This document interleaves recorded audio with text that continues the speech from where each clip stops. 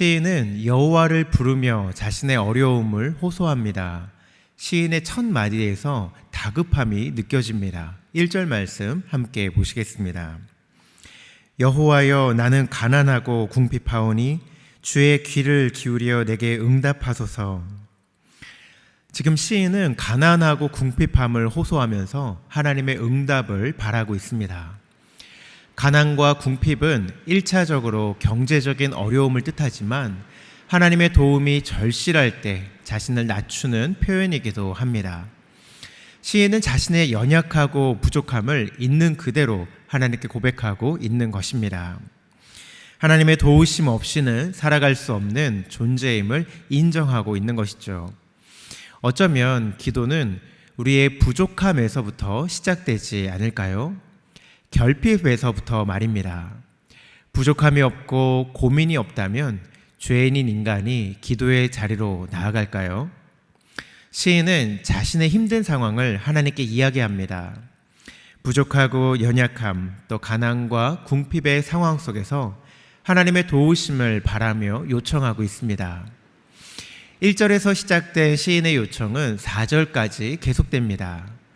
1절 마지막에는 내게 응답하소서, 2절 마지막은 종을 구원하소서, 3절 중간에 내게 은혜를 베푸소서, 4절 마지막에 내 영혼을 기쁘게 하소서. 시인은 왜 하나님께 이토록 끊임없이 요청하고 있을까요? 그 이유는 5절에 등장합니다.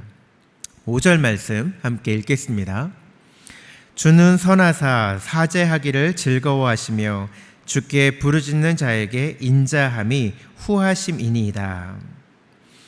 시인은 하나님이 누구신지 분명히 알았습니다. 하나님은 선하신 분이시며 우리의 죄를 용서해 주시기를 즐거워하시는 분이라는 것을 시인은 알고 있었습니다.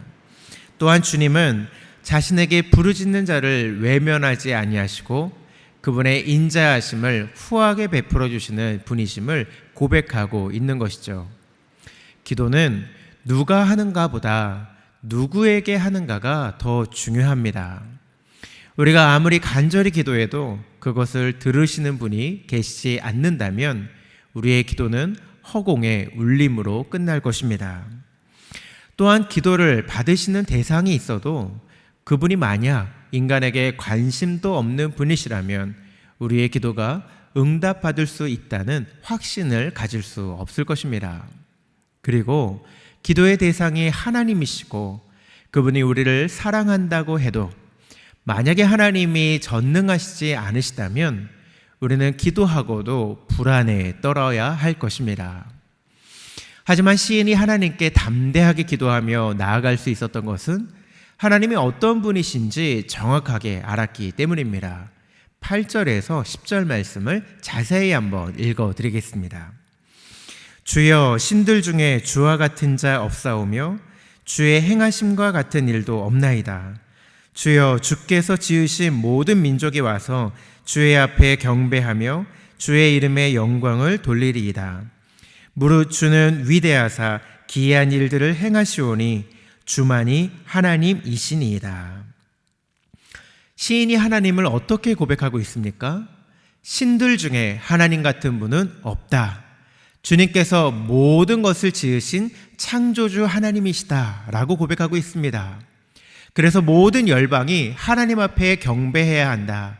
주님의 이름에 영광을 돌려야 한다 라고 기록하고 있죠. 왜냐하면 주는 위대하시고 기이한 일들을 행하시는 전능하신 분이시며 유일하신 하나님이시기 때문입니다. 사랑하는 금강의 성도 여러분, 우리는 누구에게 기도합니까? 전능하신 하나님께 기도하고 있는 것입니다. 그렇다면 우리의 기도의 내용에 제한이 있을까요? 어떤 기도든 하나님께 할 수 있겠죠. 오늘 시인의 기도처럼 말입니다. 그리고 우리는 기도의 응답에 확신할 수 있을 것입니다. 왜냐하면 주님은 우리의 기도에 응답하시고 우리를 구원하시기를 즐거워하시는 분이시기 때문입니다. 단지 하나님의 응답이 내 뜻과 다를 수는 있습니다. 하지만 그것이 하나님께서 우리 기도를 외면하신다는 것은 아닙니다. 오히려 우리에게 가장 선한 것을 준비하고 계신 하나님을 신뢰한다면 우리는 그가 그 가운데에서 기쁨으로 하나님과 동행하며 하루하루를 기쁘게 승리하며 살아낼 수 있을 것입니다. 오늘 하루도 우리를 너무도 사랑하시며 눈동자와 같이 지키시는 전능하신 하나님과 멋진 하루를 살아내시기 바랍니다. 주님은 우리의 기도에 가장 선한 방법으로 응답해 주실 것입니다. 우리 함께 말씀을 생각하면서 기도의 자리로 나아가도록 하겠습니다.